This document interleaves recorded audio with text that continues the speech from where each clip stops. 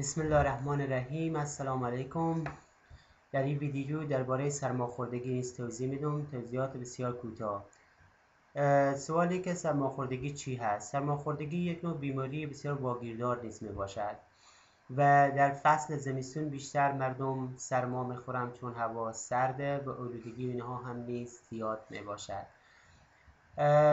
یک سری جرم ها و میکروب های در هوا وجود می داشته باشد که یعنی هنگام که ما تنفس میکنیم وارد سیستم تنفسی ما میشه و یک سری مشکلات را نیز برای سیستم تنفسی ما به وجود میاره.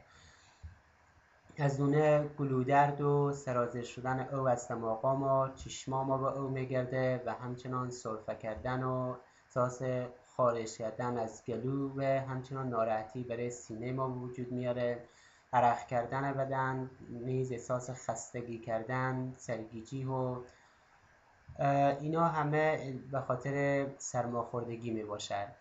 چی را ما میتونیم از سرماخوردگی جلوگیری کنیم؟ بیشتر در مکانها و جاهایی که کثیفه و شلوغه سعی کنیم از رفتن به همچین جاهای جلوگیری نریم.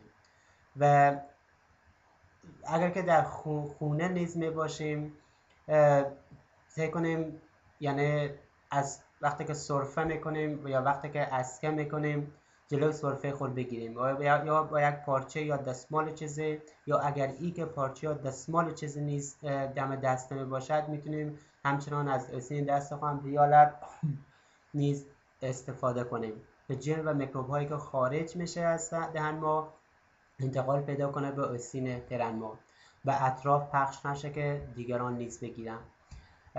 همونطور که گفتم واگیردار هست و صریحاً از دیگر به دیگر انتقال پیدا میکنه، به آسانی از دیگر به اون که به دیگر انتقال پیدا میکنه. وقتی که ما سرما میخوریم یعنی استراحت مورد نیاز نمی باشد. سعی کنیم کم نرمش و ورزش انجام بدیم اما نه سنگین.